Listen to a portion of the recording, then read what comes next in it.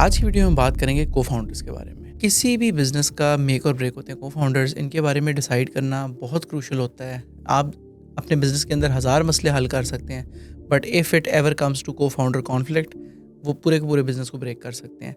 सो इसीलिए इसके बारे में सोचना बहुत ज़रूरी है। मेरे एक्सपीरियंस में जो चीज़ें काम की हैं, I will share those today with you, और उसमें मैं आपको बताऊँगा वो 5 टिप्स जो मैंने ओवर टाइम सीखी हैं, which have worked out really well for me and I hope this will work out for you as well. अस्सलाम वालेकुम, मेरा नाम है Ahmed Zubair and I am the CEO and founder of Cogent Labs. और इस YouTube channel पे मैं आपको बताता हूँ how to either be a better software engineer और be a better software agency owner based on my experience. Number 1, lifestyle business versus performance business. को founder को ढूंढना शुरू करने से भी पहले आपने एक सवाल ये ज़रूर अपने लिए आंसर करना है कि जो भी आप काम शुरू करने जा रहे हैं, is that a lifestyle business और is that a performance business. Daniel Priestley के मुताबिक सिर्फ 2 किस्म के ही बिजनेस होते हैं। लाइफस्टाइल बिजनेस वो होते हैं जिनका काम होता है फाउंडर के लाइफस्टाइल को सपोर्ट करना। फाउंडर को बेहतर गाड़ी चाहिए, बेहतर घर चाहिए, बेहतर मोबिलिटी चाहिए, बेहतर एक्सेस चाहिए। इन सारी चीज़ों के लिए वो बिज़नेस बनता है। उसका कोई ग्रैंड एम नहीं होता कि उसने दुनिया में कोई डेंट डालना है, कोई क्रेजी इम्पैक्ट क्रिएट करना है। उसका सिर्फ काम होता है फाउंडर के लाइफस्टाइल को सपोर्ट करना with ideally lesser input from the founder. तो अगर तो आप लाइफस्टाइल बिजनेस बिल्ड कर रहे हैं, तो ऐसे बिजनेसेस रफली 9 से 10 लोगों के ऊपर ही होते हैं, बेस्ड उससे ज़्यादा लोग होते नहीं हैं। तो लाइफस्टाइल बिजनेस के अंदर मेरे ओपिनियन में आपको को फाउंडर की कोई ख़ास ज़रूरत है नहीं। दूसरी साइड पर आते हैं परफॉर्मेंस बिजनेसेस। ये वो सारे बिजनेसेस हैं जिनके बारे में आप जानते हैं। वो सारी कंपनीज़ जो यूनिवर्सिटीज़ में आके रिक्रूटमेंट ड्राइव्स करती हैं, जो आपको सोशल मीडिया पे नज़र आती हैं, जो आपको स्टॉक एक्सचेंज वगैरह पे भी इवेंचुअली नज़र आती हैं। Performance business is all about growth. इसमें फाउंडर के लाइफस्टाइल का कोई ताल्लुक नहीं होता। Performance businesses need to be more efficient, they need to be profitable होंगे तो अपनी ग्रोथ में इन्वेस्ट कर सकते हैं और ऐसे ऐसा ग्रो करते जाएंगे। अगर आप परफॉर्मेंस बिजनेस स्टार्ट कर रहे हैं, फिर तो डेफिनेटली यू नीड को फाउंडर्स। मेरे ख्याल से, मेरे ओपिनियन में, को फाउंडर्स के बगैर आप परफॉर्मेंस बिजनेस स्टार्ट कर ही नहीं सकते। Number 2, cofounders don't need to be perfect. जैसे आप खुद भी परफेक्ट नहीं होंगे, आपके खुद भी अपने अंदर गलतियाँ होंगी। अगर आप एक परफेक्ट को फाउंडर ढूंढने निकलेंगे कि यार मेरे उससे मेंटालिटी भी मैच करती हो, एनर्जी भी मैच करती हो, वो हर बात पे ईजीली हम एग्री भी कर लें, हम हर चीज़ में सेम हो, ऐसे कभी भी नहीं होगा। There always be compromises.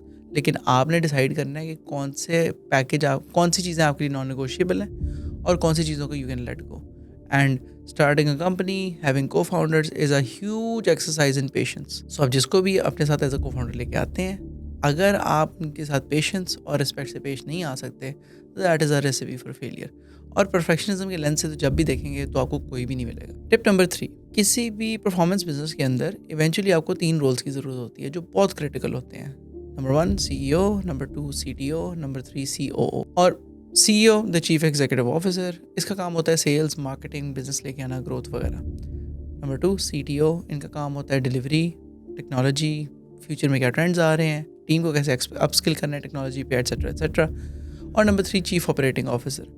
Chief operating officer का काम होता है डे टू डे ऑपरेशंस को हैंडल करना और सपोर्ट देना टीम को कि how they can seamlessly just go on and do their work. जब आप अपनी शुरू में ड्रीम टीम ढूंढ ही रहे हैं को फाउंडर्स की, तो आपको इस लेंस से ज़रूर देखना चाहिए कि यार इवेंचुअली मेरी टीम के अंदर कौन बंदा, जो भी को फाउंडर आ रहा है, can they grow up to be the CTO, can they grow up to be the COO, let's say if you are the CEO yourself, और let's say if you are either one of the other ones, like the CTO, तो फिर ये बाकी 2 roles आपको ढूंढने हैं। तो जिसको भी आप ढूंढें उसमें ये ट्रेड ज़रूर ढूंढें कि इवेंचुअली वो इस रोल में फिट हो सकते हैं कि नहीं। नंबर 4, बहुत ही इंटरेस्टिंग टेस्ट है। आप इसको अपने किसी भी पोटेंशियल को फाउंडर कैंडिडेट पे डाल सकते हैं and that is called the bank robbery test. Let's say for any crazy reason आपको मजबूरी में बैंक रॉबरी करनी पड़ गई है और इसमें कोई चांस भी नहीं है, आप you can not get out of it, आपने करना ही करना है। इस केस में जिन लोगों को अपने साथ शामिल करेंगे ना, interestingly they can B very good candidates and very good को फाउंडर्स फॉर यू। क्योंकि बैंक रॉबरी करने के लिए आपको अपने साथ शार्प लोग चाहिए जो कि उसको सोच सकें, उसको कि हमने कैसे एग्जीक्यूट करना है और उसके अंदर सारे एज केसेस निकाल सकें, उसको end to end think through कर सकें और वो प्रॉब्लम को किसी नए लेंस से सॉल्व कर सके। नंबर 2, आपको बैंक रॉबरी के लिए ऐसे लोग चाहिए who will stick with you. ऐसे नहीं हो सकता कि 1 महीना हमने प्लानिंग की और एंड में जब एग्जीक्यूट करने की बात आई तो जैसे कि नहीं यार मेरा मूड चेंज हो गया। Number 3, you need people who are loyal to you in very adverse circumstances. 100 things can go wrong in a bank robbery, और उस सारे के दौरान जिसको आप ट्रस्ट कर सकते हैं they will stick with you, that will be a very good indicator of if they can be your cofounders और नॉट। लेट्स से कल को they get caught, will they sell you out, will they not sell you out? ये चीज़, इस तरह की चीज़ें अगर आप इस एनालॉजी को एग्जैक्टली मैप करेंगे कंपनी के ऊपर, तो you'll find a lot of parallels in this.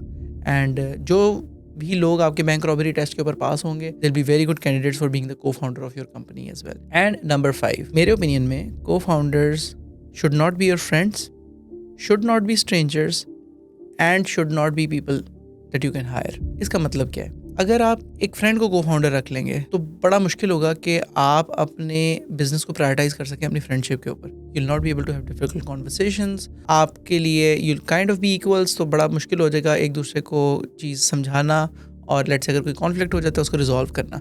So I think you should be friends, number 1। Number 2, they should be strangers either. ज़रूरी नहीं है कि अगर फ्रेंड्स नहीं हैं तो बिल्कुल ही स्ट्रेंजर्स हो। मेरे ओपिनियन में the best place to look for co-founders is your previous co-workers, or maybe people that you respected in your university. तो अगर किसी को भी आप टेक्निकली और उनके स्मार्ट्स की वजह से रिस्पेक्ट करते हैं, and you think you can have a decent civil argument with them, तो that is a good place to look for co-founders. और नंबर 3, ऑफ कोर्स जिस बंदे को आप हायर कर सकते हैं उसको आपको डेफिनेटली co-founder नहीं लेके आना चाहिए. Let's say you think somebody is really great and you can hire them at 2x of the salary that you would give somebody else.